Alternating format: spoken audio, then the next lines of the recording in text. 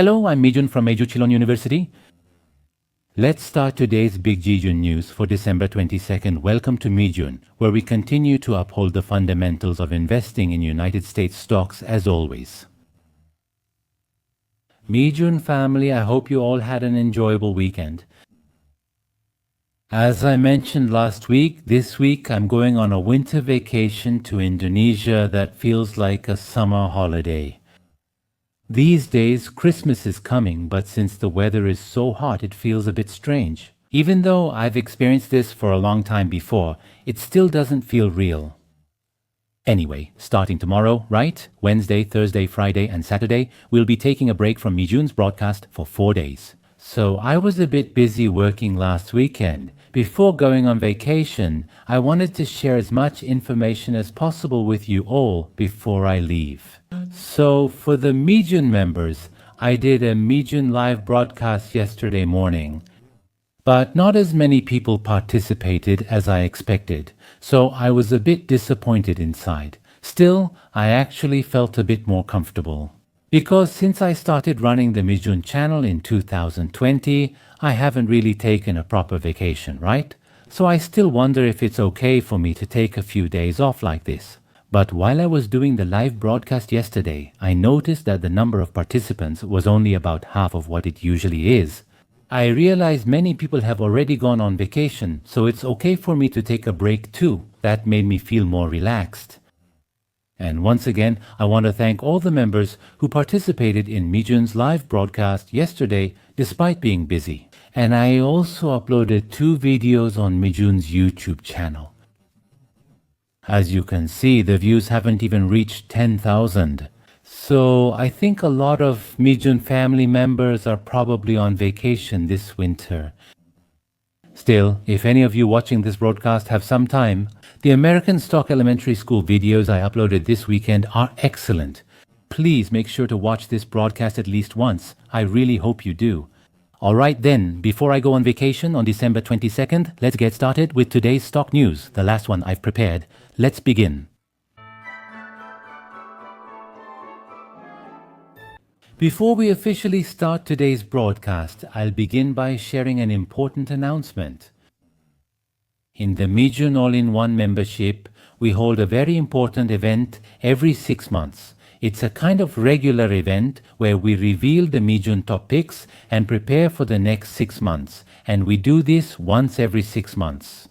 This event started in the second half of 2023. And back then, 2023, was really amazing.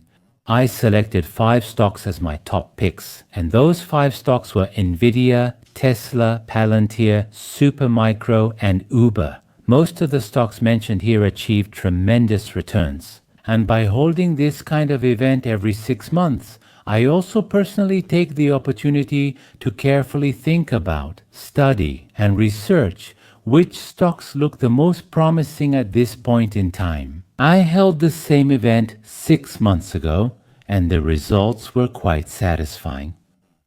So, I revealed my top 5 stocks of interest for the second half of 2025 in early July, and if you look at the returns compared to that time, only one stock, Wixcom, is showing a loss, while the other 4 stocks are all in the positive and performing well. Verti, for example, has risen by 34%.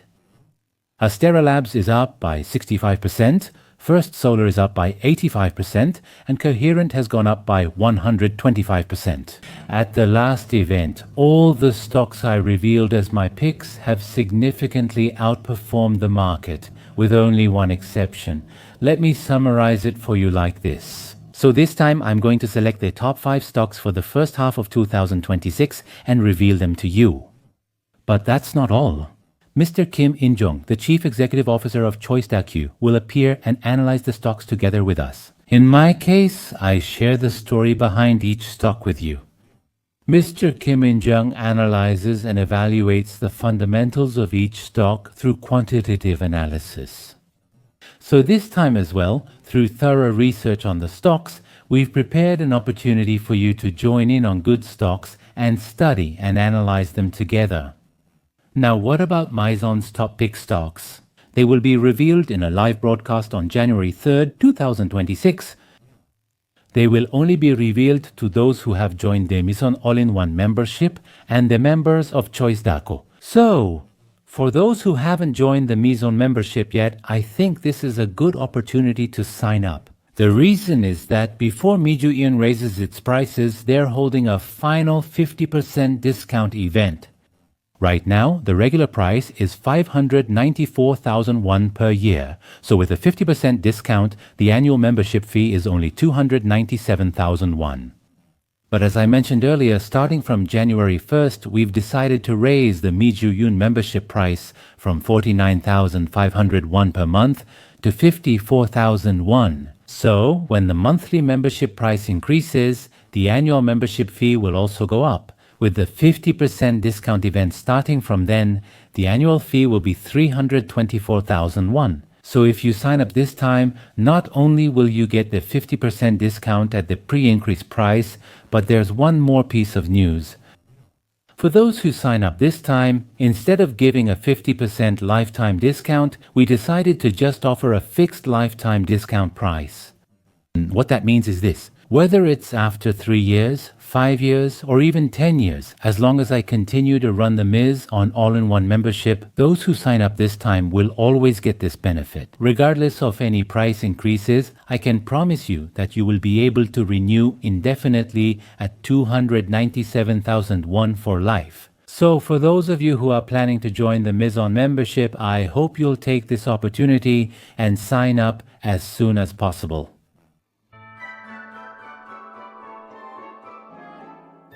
Today, let's start by going over the current stock market conditions. Since today is Monday, let's start by reviewing last week's performance. I've set the S&P 500 chart to display weekly intervals. At a glance, it's clearly mixed. About half is marked in red and the other half is shown in green. Fortunately, it looks like the tech stocks also went up and down about half and half. Now, if we change this time frame to a day, the situation looks a bit different. As you can see, there are still some sectors in red that are performing well. Still, over the course of last Friday, tech stocks were generally on the rise. Especially the AI beneficiary stocks that we favor are showing a very bright green. Therefore, as of last Friday, it seems possible to expect that the market sentiment is shifting toward tech stocks and that the rotation of funds is stopping, with tech stocks, especially AI beneficiary stocks, showing strength. Next is the market breadth. The market breadth has been hovering around 57 or 58, so it's not an excessively low figure, nor does it feel like the market breadth is expanding. You can see that more than half of the stocks are still in an upward trend. Next is the VIX index. The VIX index has dropped significantly, falling as low as 14.9. With this, the downward trend has ended, and it's no longer just a correction phase. Now we're entering a bull market and finally preparing for the Santa rally. That's how I see the current atmosphere. The fear and greed index is showing the same trend. After the short-term correction ended, it finally moved up to neutral, rising to 45. If you look at this on a graph, you can see it hit the bottom and show a V-shaped rebound. So it's been pushed down a bit for now. As the market rises, I personally predict that the atmosphere will get much better. This is just my personal opinion, so please take it as a reference. The results of the American Association of Individual Investors survey are also very positive. Of course, being positive isn't always a good thing. As you can see, 44% of market participants have a positive outlook on the United States stock market for the next 6 months, and 33% believe that the market will decline over the same period. So, compared to the historical average, there are a bit more people who are positive right now. If this figure goes over 50 and reaches 55, then that's when we need to increase our cash holdings. Too many overly positive people isn't a good sign. A lot of money has already been supplied to the market, which means that the funds waiting on the sidelines have decreased, so even a small negative factor could cause the market to drop significantly. I think that's how we can sum it up. Now let's review Jihumi's top picks and see how they performed in the past week.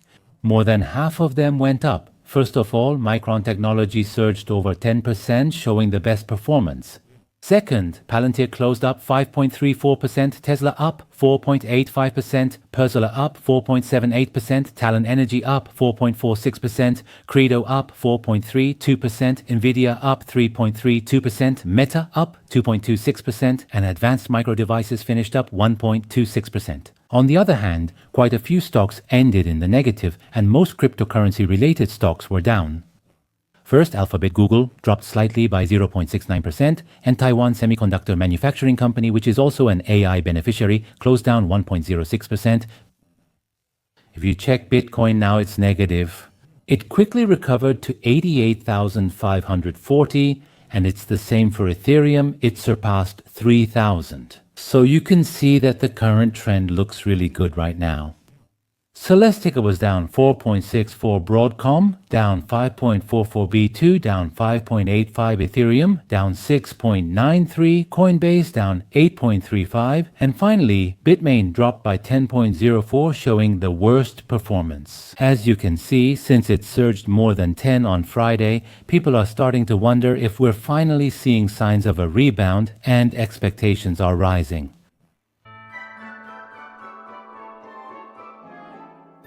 Today is my last broadcast before I go on vacation. So I'll try to share as much positive news as possible with you before I leave.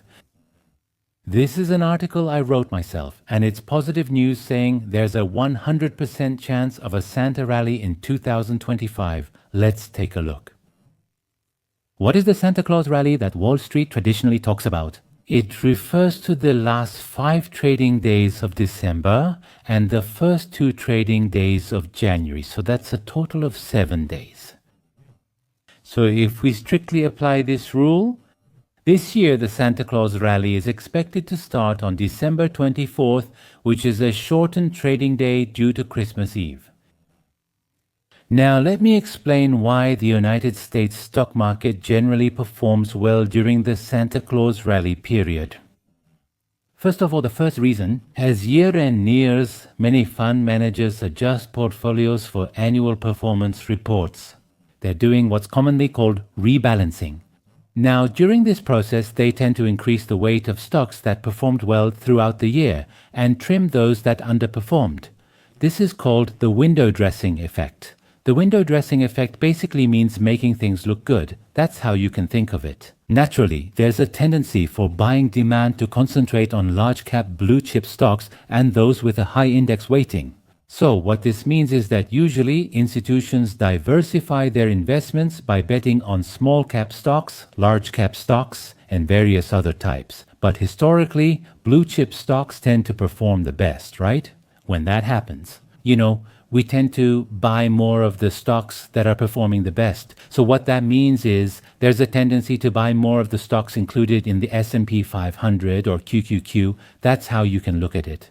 And then there are the short sellers who are betting on a decline.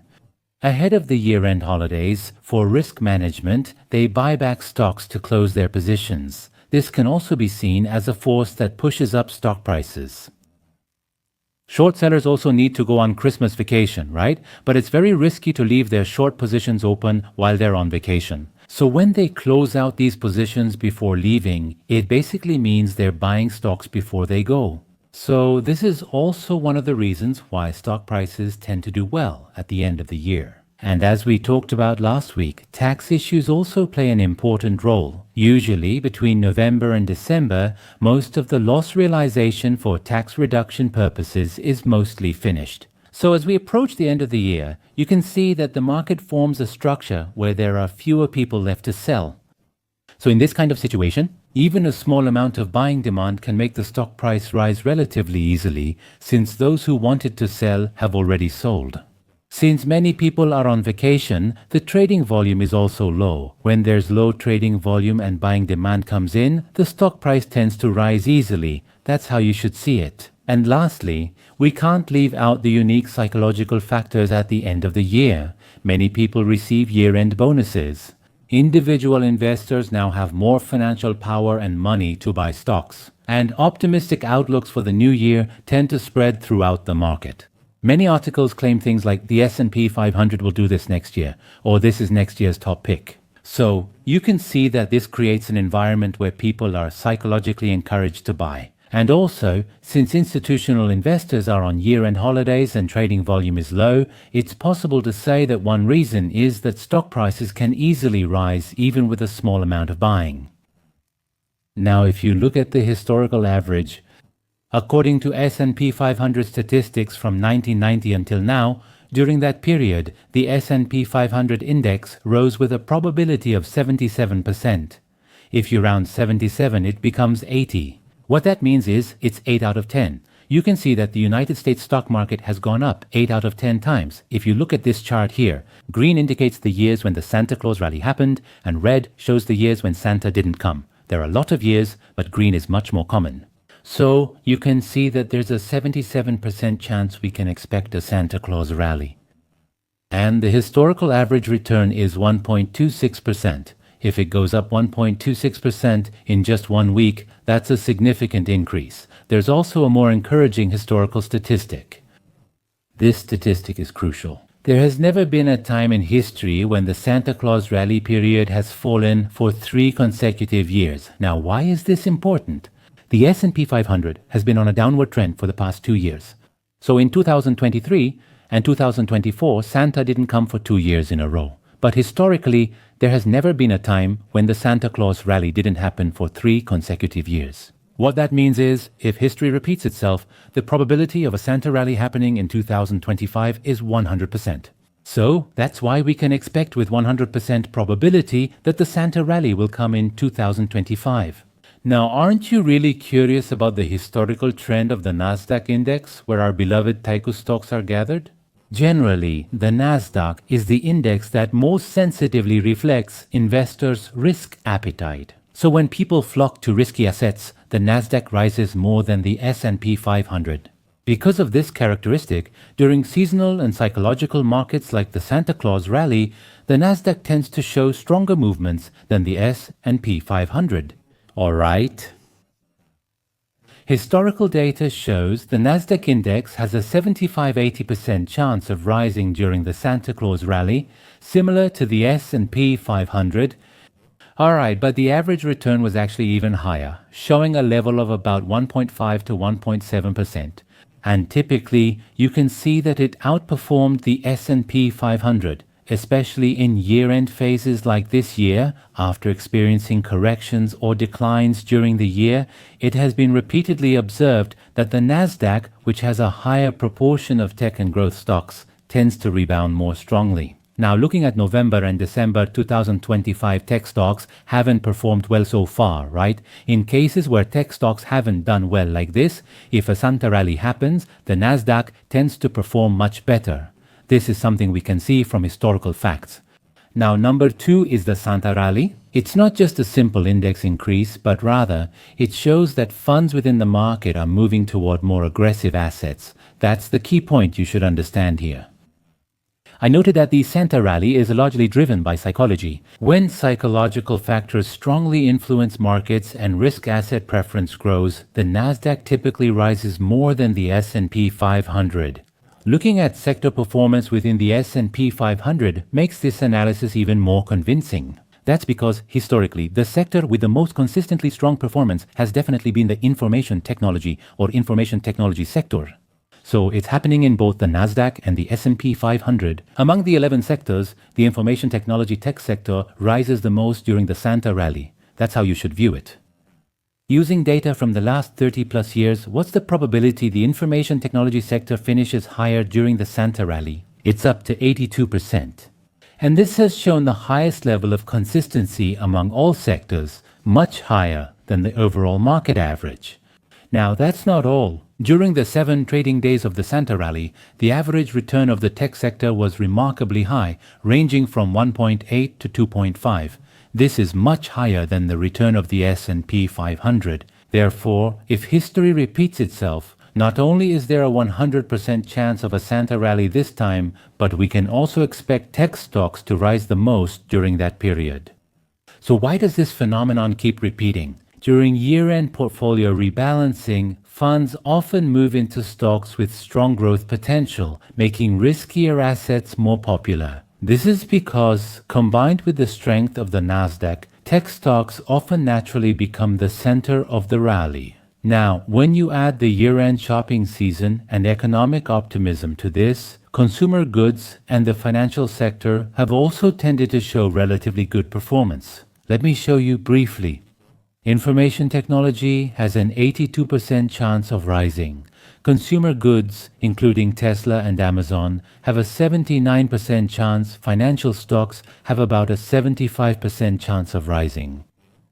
Now, what about the average expected return by sector? As I mentioned earlier, for information technology, it's between 1.8 and 2.5. For consumer goods, it's between 1.5 and 2.1. And for financial stocks, it's between 1.2 and 1.7. These are the returns achieved in just 7 days. So, in conclusion, if the historical statistics showing a 100% win rate are proven once again during this Santa rally period, I would like to conclude by saying that there is a very high possibility that the rally will mainly appear in tech stocks and AI beneficiary stocks, as we are expecting.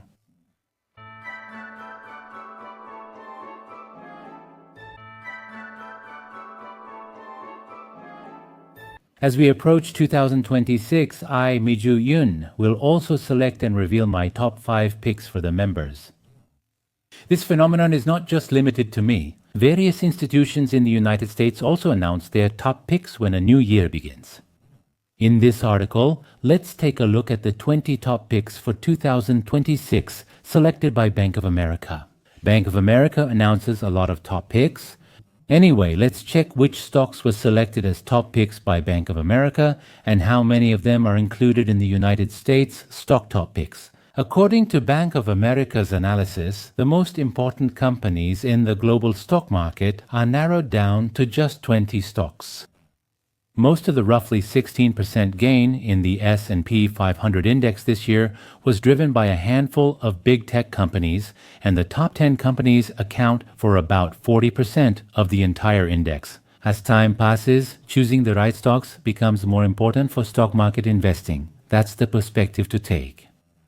So, if individual investors choose the right stocks, they can outperform the market index by a lot, but if they don't choose the right stocks, they could end up with returns much lower than the market index. So, how well you select stocks has become extremely important these days.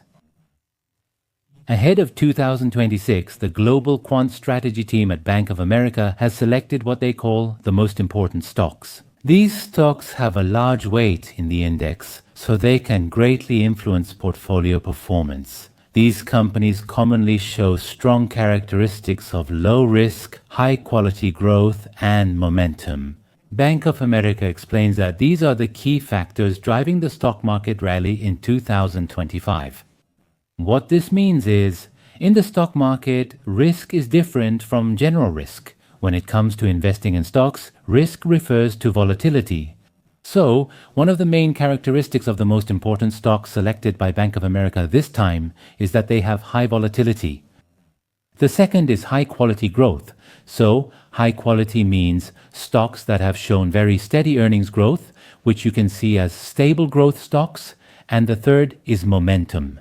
Just as momentum is emphasized in the United States, Bank of America also sees that the stocks that led the market in 2025 had strong momentum. Strategist Nigel Tupper appears, and he evaluates these stocks in 3 categories. The first is triple momentum, so they evaluate based on the flow of earnings, stock price, and news. There are 3 types of momentum. The first is earnings momentum, the second is stock price momentum, and the third is how good the story is, whether there is a lot of positive talk in the news. They evaluate these 3 types of momentum. And the second is the booster rank. This refers to factors that are suitable for the phase of global economic recovery. And lastly, there are stable compound growth stocks. As I mentioned earlier, these continue to grow, and the point is that this growth is stable. So companies that show stable profit growth are valued the highest. That's how you should see it. That's why the most reliable profit growth companies are being announced. According to that screener, Microsoft Putu, Eli Lilly, and Taiwan Semiconductor Manufacturing Company were selected as the most stable profit growth companies in the world. That's how you should see it. Here, there are 3 evaluation criteria listed. It's sorted by the middle one among them. So, When we rank them based on how consistently and stably their profits grow, this is what we found. Eli Lilly and Microsoft each scored 100. Below that, you'll see Taiwan Semiconductor Manufacturing Company with a score of 99, ASML with 93, Broadcom with 87, Nvidia with 50, Google with 29, and finally, Netflix with 11. Let me summarize everything here based on momentum. The result is that Nvidia gets the highest score, 94 points, receiving all three types of momentum. And the second highest score is 87, which Microsoft receives. Besides that, Broadcom has 80 and 81 points, which isn't bad. That's how we can summarize it. Among these, what about Microsoft? Thanks to the strong performance of its Azure cloud business, both revenue and net profit in the first quarter of the fiscal year exceeded market expectations. In 2025, Microsoft's stock price has risen by 15%, and the average target price suggests there is about 30% additional upside potential. That's how you can look at it. Second is Eli Lilly. On November 25th, the stock price hit about $1,110 per share, a record high, and its market cap exceeded $1 trillion for the first time. In particular, the surge in sales is being driven by increased demand for Zepbound, their final weight loss treatment. That's how you can look at it. What about Eli Lilly?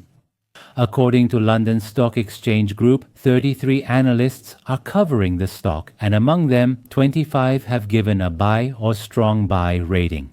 However, considering the current stock price, the target price is almost the same as the current level, reflecting only about a 1% potential for further upside.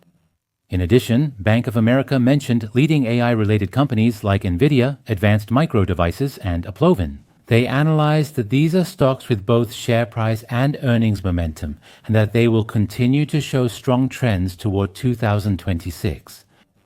But not all the stocks are listed here, right? So I went online and did some searching myself. I'll share with you the list of the 20 most important stocks selected by Bank of America's Global Quant Strategy team. The full official report hasn't been released, so we couldn't confirm all 20 stocks exactly, but based on as many press releases as possible, we've identified 18 companies. Now, this list was selected based on the company's market capitalization weight, risk characteristics, and growth quality momentum. I'll summarize it for you like this. Now, the order shown here is just random, so you can think of it that way. The first one selected is SNTOR, and the second is Alphabet and Amazon. Apple, Blackstone Group, Comcast, Constellation Brands, Consumer Value Stores Health, Microsoft, Eli Lilly, Taiwan Semiconductor Manufacturing Company, NVIDIA, Advanced Micro Devices, Applovin, Broadcom, Lam Research, ASML, Netflix. 18 stocks can be found online right now, and among them, Ji-Hoon Mi's top picks are 5. Alphabet, Taiwan Semiconductor Manufacturing Company, NVIDIA, Advanced Micro Devices, and Broadcom. I think we should also take a look at the investment value of the remaining stocks at least once.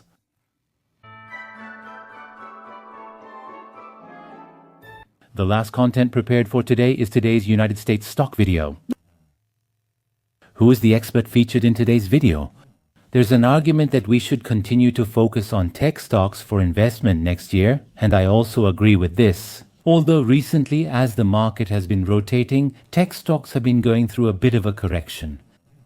Nevertheless, in the end, what matters is who shows the most outstanding growth and who has the best performance. Stock prices are determined by these factors. So, I also expect that this Santa rally will mainly appear in tech stocks. Then, let's take a look in this video at how much tech stocks might be able to perform next year. That's all for today's stock news on December 22nd. Thank you for staying with us until the end of the broadcast. As I mentioned earlier, there will be no Midgemon broadcast for the next 4 days starting tomorrow. So I think I'll be able to greet you again next week. While I can't greet you in person, I hope you all have a joyful and happy Christmas, and since 2025 is just around the corner, I hope you wrap up this year well. Also, I hope you use this time to make useful plans for the upcoming year 2026. I will make sure to greet you again next week in good health. Let's all keep going together until the day we can retire through investing in United States stocks. Have a happy day. Thank you.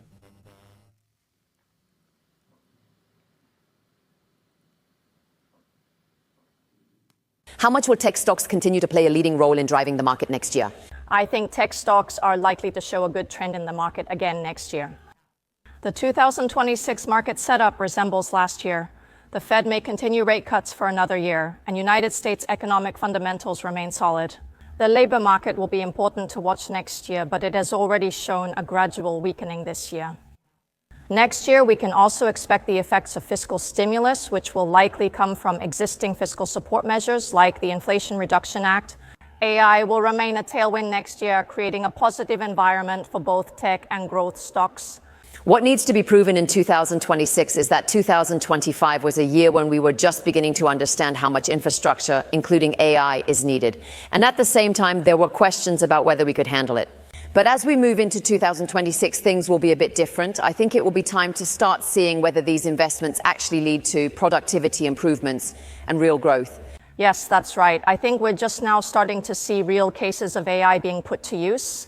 What's important is that it's not limited to one industry, but is spreading across the whole economy. Tech stocks benefited early by adopting AI, but now it's evident in the consumer and financial sectors too. If this trend continues, the use cases for AI will inevitably increase, and eventually, the evidence that AI will become universally established throughout the economy will become even clearer. But similar to the concerns at the beginning of this year, the key point is whether companies can continue to invest in AI and whether they can actually feel real profits and effects from those investments so that they can decide it's worth continuing to spend money on it. Have you analyzed what this means for the outlook of the labor market? Howard Marks says the current AI trend is nearly disastrous for the labor market. On the other hand, there also seems to be what's commonly called AI washing. In reality, it's about cost-cutting or restructuring, but there are quite a few cases where companies justify layoffs by blaming AI. So I want to know more objectively whether jobs are actually decreasing because of AI. Yes, to be honest, it's quite difficult to say for sure how much of the job loss so far has actually been because of AI. Some surveys do show that there have definitely been restructurings directly related to AI, but I think it's highly likely that the labor market will go through a period of adjustment in the future. In the short term, it's still unclear how many jobs will be replaced. In the long term, I think that just like with other technological innovations we've experienced in the past, AI is also likely to have a positive impact on overall employment over time. When looking at your portfolio with 2026 in mind, will the current winners continue to stay on top? In other words, will AI infrastructure players and semiconductor companies like NVIDIA continue to be at the center? Or should we start shifting our focus to the areas where real productivity is generated, where AI is actually applied and leads to profits in the application sector? By 2026, the focus may shift from who sells the most chips to who uses AI most effectively to drive revenue and profits. I'm also very positive about investing in AI infrastructure. Instead of the general semiconductor industry, I'm focusing more on hyperscalers and power supply equipment companies directly involved in AI data center infrastructure. I'm focusing on companies that go beyond just creating AI and actually enable large-scale expansion, as well as tech companies that make it possible to use, deploy, and secure AI. I think more and more meaningful opportunities will start to appear in those areas. For example, companies like MongoDB are such cases. These are companies that actually make AI scalable and companies that help businesses organize and refine their data so it can be used for AI. In fact, what we hear from many companies is that the process of cleaning up data and bringing it to a stage where it can be used for AI is much more difficult than expected, and companies are currently focused on that work. While it seems that the effects in terms of productivity will take a bit more time, once they start to appear in earnest, there is a high possibility that they will spread widely throughout the entire economy. As the year ends, concerns have arisen about circular financing exposure to OpenAI and whether OpenAI can meet expected revenue rates. What are your thoughts on these issues? Due to these issues, I believe we should now evaluate individual stocks more selectively instead of grouping them together as before. On the contrary, the fact that the market is being very selective about these stocks right now is actually a sign that we are not in what is commonly called a bubble phase, don't you think? For example, if you think back to the late 1990s or early 2000s, people hardly cared whether companies were generating free cash flow or what their return on investment was. But now the fact that the market is scrutinizing those aspects so carefully is actually evidence that there is a pretty healthy perspective on AI investment, don't you think? Looking ahead, the hyperscaler group's capex investment in AI infrastructure and AI overall is expected to be massive in the coming years. The free cash flow they generate is several times larger, That means they have enough surplus funds and cash flow to continue investing, and I don't see much reason for AI-related spending to be halted. We've discussed the private equity market's influence. How likely is it these companies will go public next year? I'd also like to ask how clients access large private companies and how they respond. Do you think there's a good chance that a significant number of these companies will go public next year? These companies are likely to be included in several major indices as soon as they go public, and with a significant weight as well. If that happens, investors who track large cap stocks may find themselves having to hold a certain portion of these stocks, whether they want to or not. Ultimately, the main issue is the money source. Funds that were previously in the stock market or other areas of the economy could move, and I think we need to watch closely how such a reallocation of funds will affect the overall market. At this point, do you think it's better to go for more global diversification, or do you think it's necessary to diversify more by company within the same market? I'd like to hear your opinion. I feel quite comfortable with the United States market. The United States shows stronger growth than other regions, with both corporate earnings and gross domestic product growth relatively higher. So I think it's best to keep a large allocation in the United States. Next year as well, stocks related to technology and AI infrastructure still look very attractive. Also, I see the recovery in consumer spending, which is expected to result from fiscal stimulus effects early next year, as a positive factor, and overall, I feel confident about this direction. First, ongoing construction is normal. When actress Hu Yan's score was first opened in November events, it was characterized by not staying at the top when looking for someone's popularity.